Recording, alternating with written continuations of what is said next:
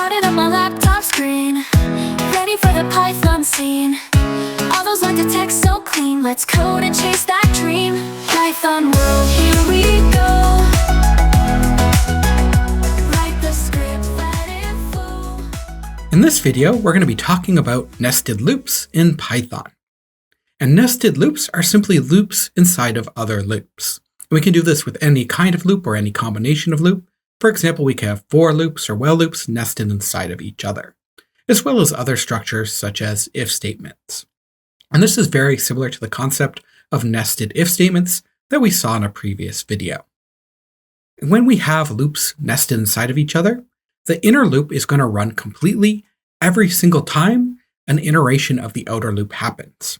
So if the outer loop runs once, the inner loop has to run fully to completion before the outer loop restarts. Once it restarts, the inner loop then starts all over again. So this is really great for handling two-dimensional data, such as tables or matrices, or indexing through multiple collections to compare them. So let's take a look at a simple example. Here we have two loops. The one on the outside here is our outer loop, and it is going to have an index of I, and it is running for a range of 2. If you remember from our previous video, saying range 2 means that it's going to run from 0 up to, but not including 2. So I is going to be 0 first, then 1, and then that loop's going to be done. We also have an inner loop here. In this case, we're going to be using the index j for this inner loop, and it's going to be running for range 3. So that's going to be 0, 1, and 2. Now, when we're nesting loops inside of other loops, it's very important to keep an eye on how we're indenting things. Just like we saw with nested if statements, the indentation level is very important. One level of indentation means that loop's inside the other one, and then we have a second level of indentation to define the code block that's inside of the inner loop. And if we had even more loops all the way down, they would all need a new indentation level as we go, each one getting a little deeper as we go more and more nested. It's really important in Python to do this indentation correctly because that's how Python knows what code blocks are inside of other blocks. So don't forget that indentation. So let's now trace through this code and see how it works. So first, range 2 means that I is going to loop for the values 0 and 1. And range 3 means that j is going to loop for the values 0, 1, and 2. So to get started, we enter the first loop at the beginning, and I is going to be set to the first value in that range, which is 0. We'll keep track of I on the side here. Now we enter the loop, and we reach the second loop. Similarly, j is going to be set to the first value in range 3, which is also a 0. And then we enter the inner loop. Then we do our print line. So it's going to print out the values I, a space, and then j. Remember, the comma means that we're going to use the default separator here, which is just a space character. So we can see in our output window that we have 0, 0. So far, so good. But now what happens that we've reached the end of the inner loop? Well, we don't jump back up to the outer loop. Instead, we have to complete all iterations of this inner loop before we can consider the outer loop again. So that means execution jumps back up to the start of the inner loop. In this case, we're going to update j to the next value in the range, which is going to be a 1. We then enter the loop again, and we print out the values, I and j.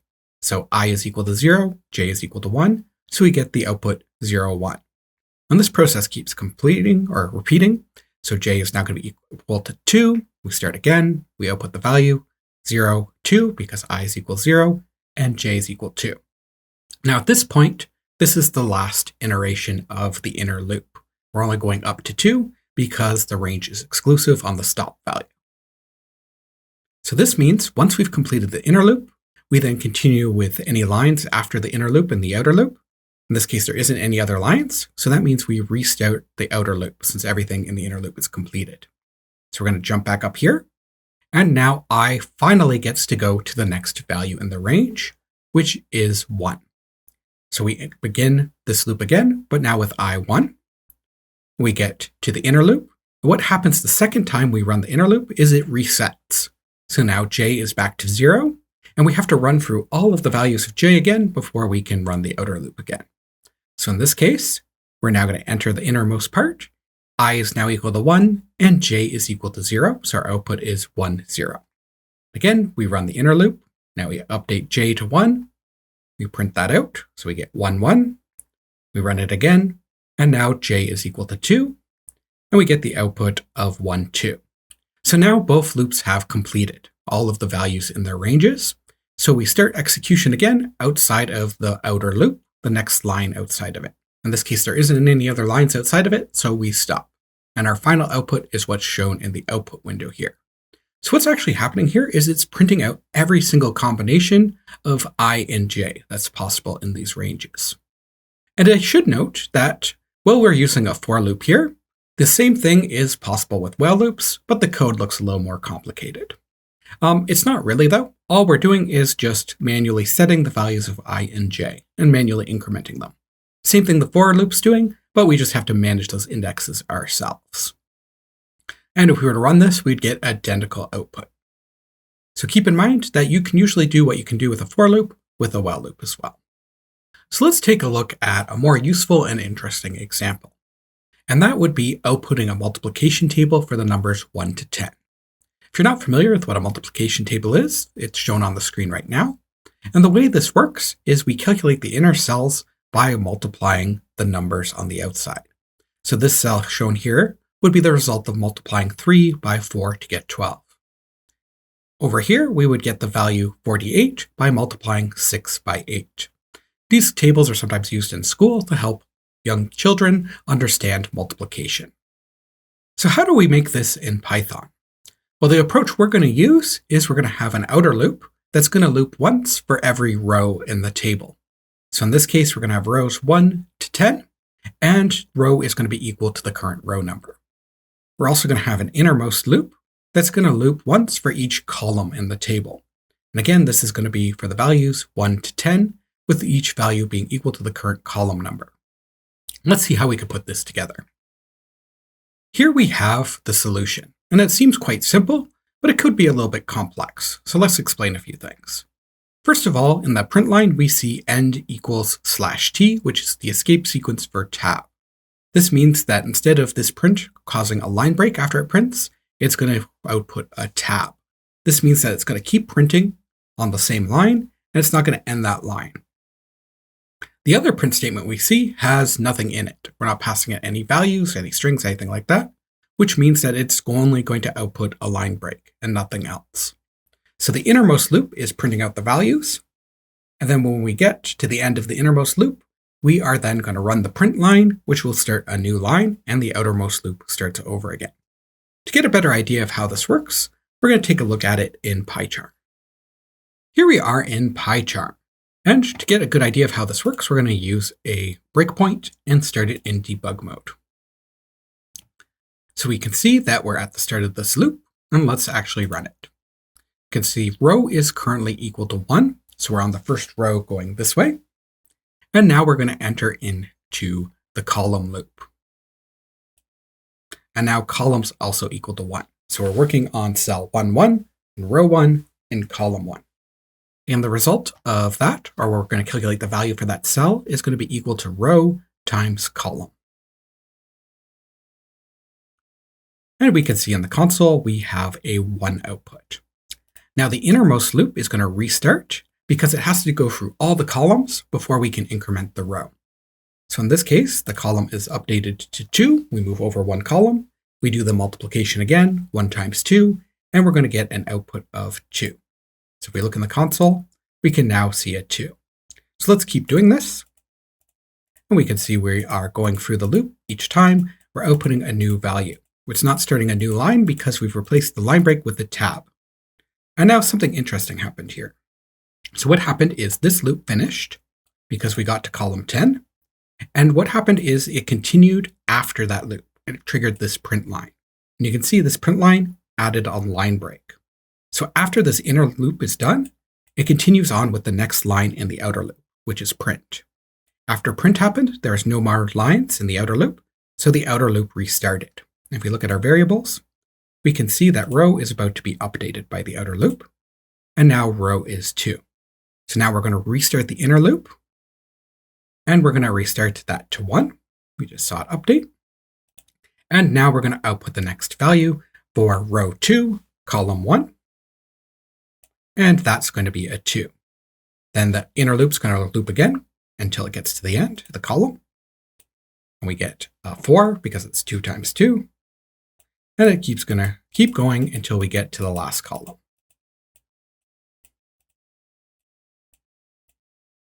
Okay, and now we're going to see this loop end because we're at column 10, and we'll jump down to this print line to get a new line break. And I clicked it twice, so it did the line break, and it restarted the outer loop. Let's keep going and see what happens. And you can see it's still printing each one column at a time. This is going to keep going until eventually we get to the last row in the table.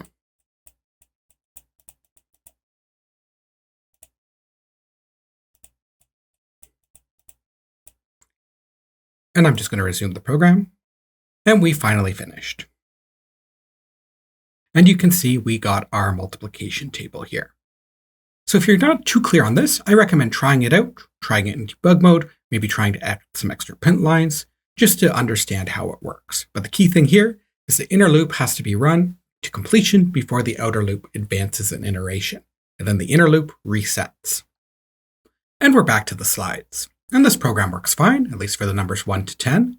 But the formatting isn't the best. We got some nice columns and rows, but we don't have like a header row or a header column that's showing us what numbers are actually being multiplied together.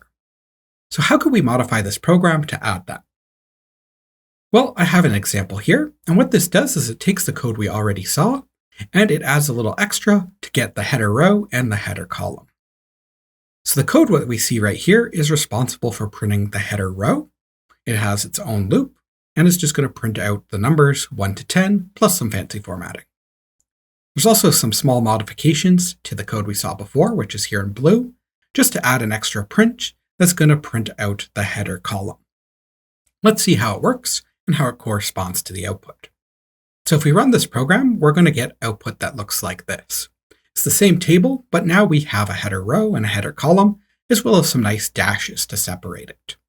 So let's explore what part of the code is creating each output. And the first thing we see is this print line here, saying print/t, print/t. All this is doing is printing out 2 tab space characters. And we are also changing the default end, which is a line break by default, to an empty string. So it's not going to cause a line break, it's just going to print out 2 tabs. Next, we have a for loop.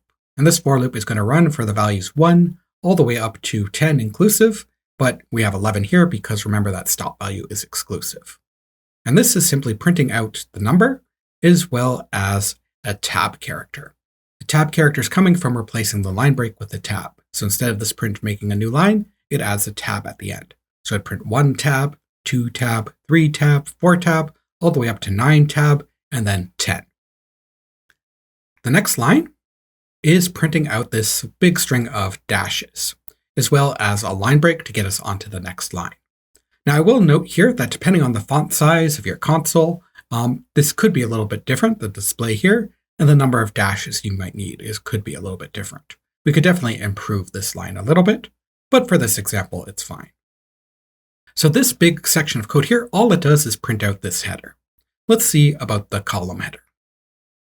So looking down into this code here, it's almost exactly like what we saw in the last example, except we added this print line here. What this print line does is it prints out the row number, doesn't multiply it with anything, just prints out the row number, a tab character, then the pipe character, which is that little line character going up and down, and then a tab character, and it says replace the end line break with just the empty string, so it doesn't start a new line. So what this does is each loop, before it starts printing the multiplication table, it now prints out the row number, a little pipe character, the straight line, and a tab to give us this little column header here. So hopefully that's pretty straightforward, even though it looks a little bit complex.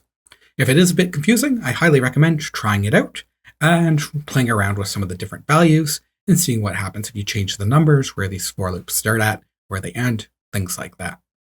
Maybe you could try expanding it to make it a multiplication table that goes all the way to 11 or 12, or making it start at a different number, like 2.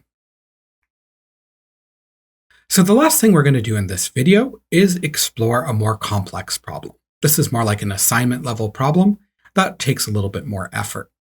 And the goal here is to make a LeetSpeak converter. So if you're not familiar with LeetSpeak, it is an older internet meme of sorts, and it dates back to the 1980s, where people would communicate on bulletin board systems. Back in the day, those systems used to have filters, so it would prevent people from talking about certain topics. Some of those topics were usually hacking, pirating software, cracking software, and things like that. So the people that did that a lot tended to replace certain letters in their words, like hacker, with another character. For example, they might replace the A with the 4, 3 to replace an E, an I might be replaced by a 1, and so on, with the goal being to bypass the filter so their post doesn't get blocked. So what we want to do is create a program that's going to sort of simulate that. It's going to allow the user to input a string, and it's going to replace all of these letters that we have defined here, A, E, I, O, S, and T, with the replacement values that we see in the other string, 4, 3, 1, 0, 5, and 7. And they should be replaced at the same index. So an A should be replaced with a 4, an E should be replaced with a 3, an I should be replaced with a 1, an O should be replaced with a 0, and so on. So wherever we see a replacement letter in the letter string, we should replace that with a replacement in the replacement string at the same index. Now, that's not all we want to do. We want to keep doing this. We don't want to just exit after inputting one string. We want to keep allowing the user to input new strings to convert new values. We only want to exit when they actually input the word exit. So how can we code this? Well, let's switch over to PyCharm and code it together. Okay, here we are in PyCharm with a blank file, and I'm going to just paste in the text of the problem so we can refer back to it, and the constants it gave us, which are the letters to be replaced and the replacements to replace them with. And rather than diving in and trying to code the whole thing at once, we're going to code smaller parts, and we're going to start with just the replacement logic. We're not going to worry about the user keep entering it in over and over again until we've got that working first. This is a strategy you might want to employ in your own assignments and work, is that you should try to break the problem into smaller problems and solve those smaller problems and then integrate everything together. Rather than trying to approach the whole thing at once, that might be too hard. So the first thing we're going to need to do is we're going to have to get in a string from the user. This is the string that we're going to do the replacements on. Say input a string to convert. Now, our goal here is to create a new string that has the replacements. So we're going to need that new string. And just like in some of the other examples we've seen in videos, we're going to start that as an empty string and add to it as we go through. Now we know we're going to have to loop through each character in the string that was inputted to see if it needs to be replaced. So we can go for char in text. That's going to loop us through every single character, one after the other, in whatever text was input by the user. Now you might be thinking, oh, we can just do the check here. If letters, or if char in letters, and then do the replacement. But unfortunately, it's not that simple, because that would tell us if character does need to be replaced. It's somewhere in here, but it's not going to tell us which one it needs to be replaced with. So let's say it was an E, we might match here, but we didn't know what replacement to add to the new string. So we're not going to use that approach. Instead, we're going to add a second loop to loop through all these different letters in letters and keep track of what index we are at. We need to know the index so we know which letter to retrieve and replace it with. The reason that will work is because these are in the same order. Like the 4 should always be the replacement for A, the 3 should always be the replacement for E, and so on. So whatever index it is in letters, the replacement's at the same index in replacements. So we'll start by looping through letters. But we want to keep track of the index. So in this case, we're going to want to use range so we have access to the index rather than the value.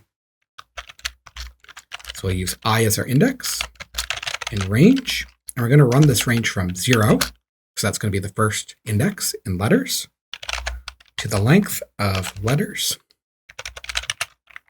So that's going to have I running from 0 all the way up to 1 less than the length of letters. So that would be the last index in letters. Now, what are we going to do in these loops? So the way this is working is we're starting our outer loop with the first character that the user input, and then we're going to check that first character against every character in letters, and then the loop will restart, and we move to the second character the user input, and we're going to check that second character against every letter in letters. So we want to do a comparison here. So we're going to say if char is equal to letters I, then we know our replacement has to be made. So how do we do the replacement? Well, remember, we're building a new string. We can't modify the text directly because strings aren't mutable. Instead, we are going to build up a new string by adding it one at a time.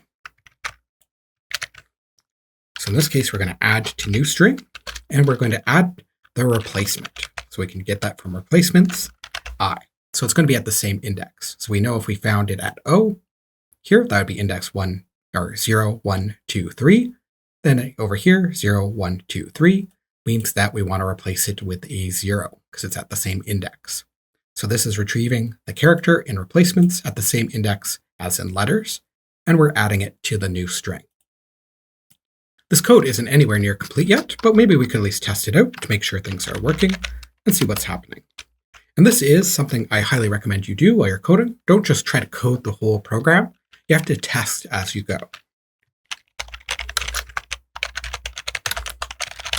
So we're just going to write the output.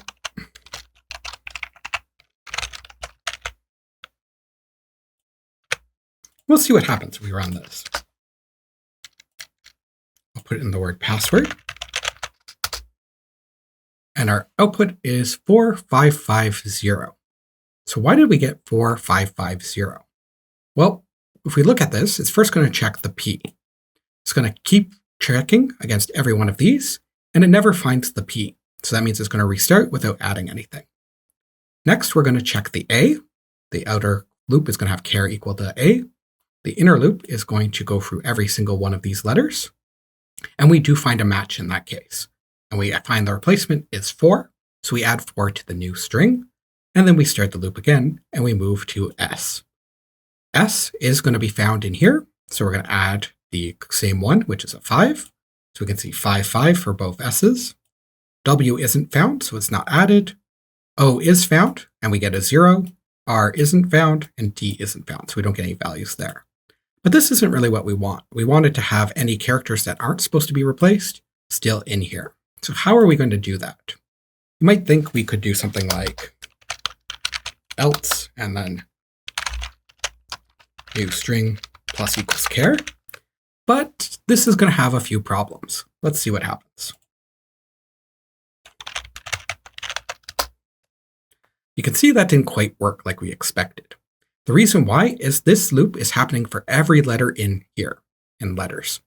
So if this was false, it means we're adding the character. So what happens here is when it's P, char equals P, we first check P against A, and that's not equal, so we add a P. But then the loop restarts, and then we check, is P equal to E? It's not, so we add P again. And then we check it against I, and we add P again. We check it against O, it's not equal, so we add P again, and it keeps going. So we can't just simply put it here, because we'll add too many Ps. We only want to add it if the replacement wasn't made. So we need a way to keep track of, is this replacement made or not? And we can do that with a flag variable. Flag variable is just going to store true or false, and it will let us know if our replacement was made. So I'll call this replaced, and we'll start it as false. So we'll assume our replacement hasn't been made. Now, I kept it up here, but is that the correct spot? Let's try and find it. First, we'll make the if statement.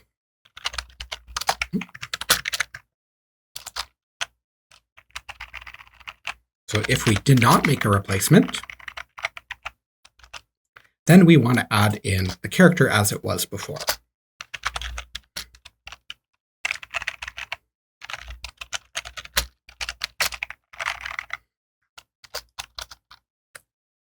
So we're going to run through here, and now we have to keep track of if we made a replacement. So in this case, we're going to trick our switch replaced to true. So if we found a replacement, we're going to update replace to true, and then we'll know down here if the replacement was made or not. So this will only run if it was not replaced. So if replacement was still equal to false, then we're going to add the character. But like I said, maybe putting replace here isn't the correct solution. Let's see what happens when we run it. So we got the P, that seemed to work okay. But then after that, what happened to the other characters? Where's our W? Where's our R? Where's our D? Well, the problem is, after we set replace equals to true, that is set for the rest of the loops. So even when this outer loop restarted, it didn't reset replace to false. Replace was still equal to true. So that means this thinks that a replacement was always made, so it never adds in one of the characters. So replaced shouldn't be defined up here. It should actually be defined inside of this outer loop. We want to reset replace to false every time we restart the loop because we're checking a new letter in the input string. We want this replace to always be current for the letter we're currently checking. We don't want to have it still set from the last loop. So let's see what happens when we run this. And you can see we are getting the correct replacements now. But there's still things we have to fix. What happens, for example, if we put in password and all uppercase? No replacements are made because our check is case sensitive. So if we want to make it a case insensitive check, we have to use lower. So we're going to convert the character to lowercase. And that way, whether it's uppercase or lowercase, it will still match correctly in here. Let's give that a run.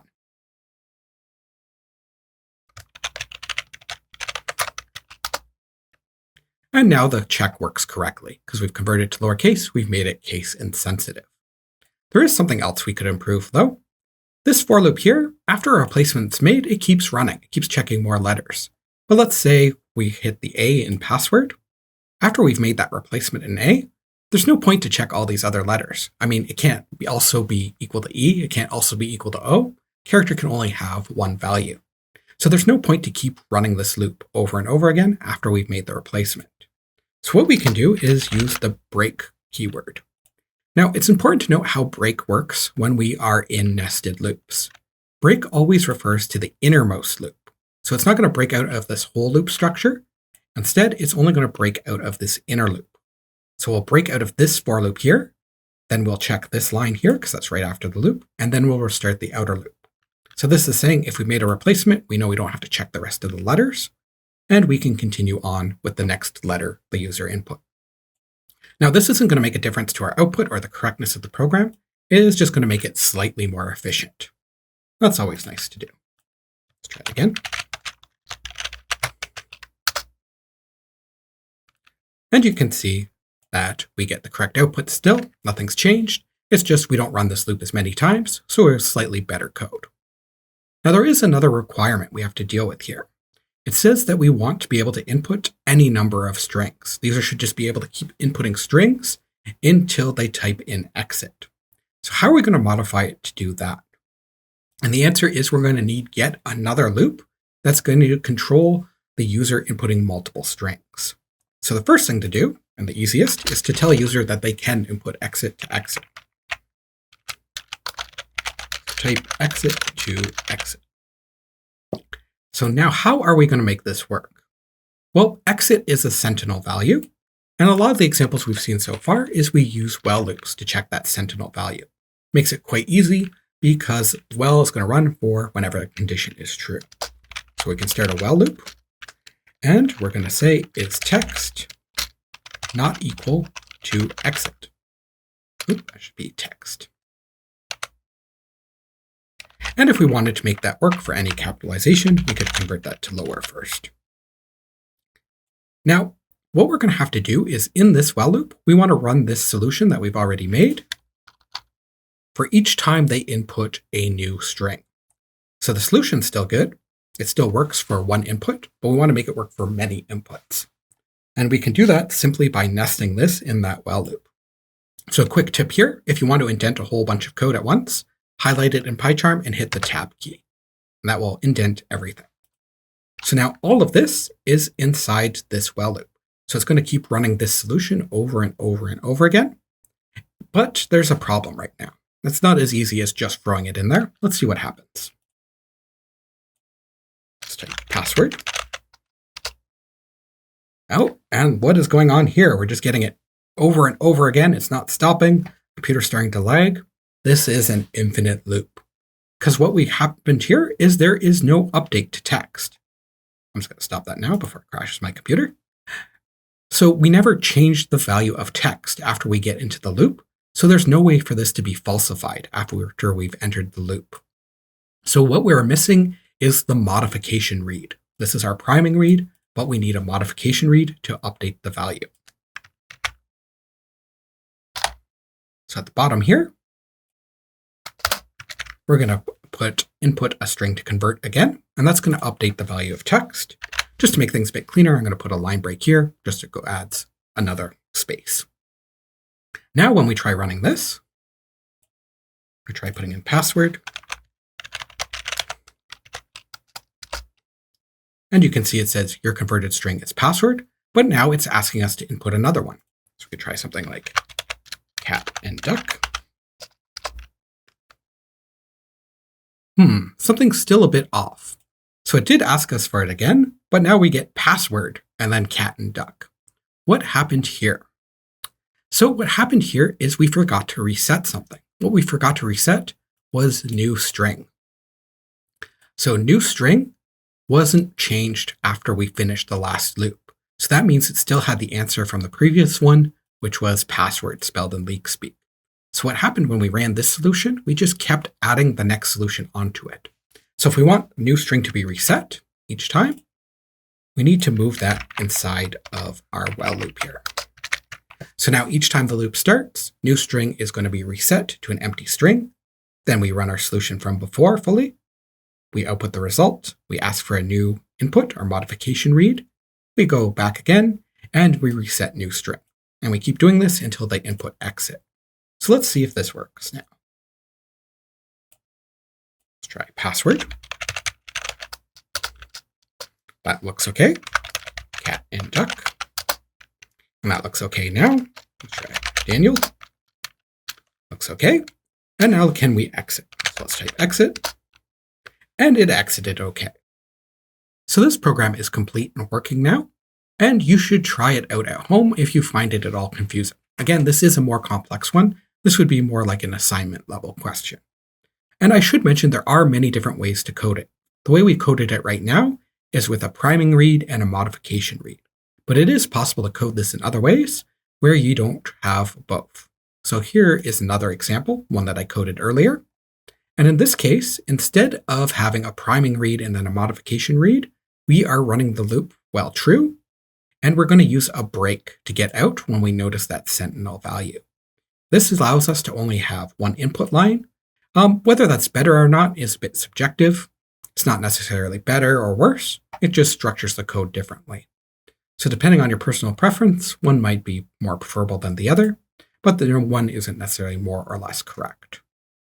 But we have the same sort of idea here. We still have that flag, and we're going through checking all this. We're doing the replacements. If it's not found, we're adding the character, and we're outputting it. Some of the strings are different, and this example has more comments. And this is the example I'll post on our learning management system for you.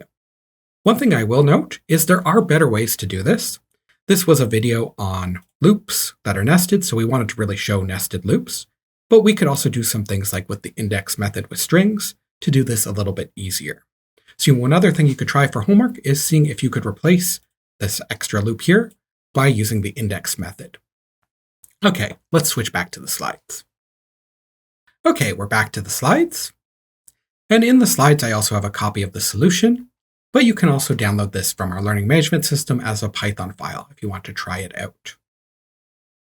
And I have a few more example inputs and outputs for password, 102, and coding is an art form. That's all I have for you in this video on nested loops. Nested loops can be a bit complicated, so it's great to actually practice and try this out with problems like this. If you weren't following along with that solution, maybe you want to try trying it out just based on the text, and then comparing it again to the solution I made. Or you can also try playing around with it and seeing how it works. PyCharm, maybe trying it, running it in debug mode to see it actually going through all those different characters. Thank you for watching, and have a great day.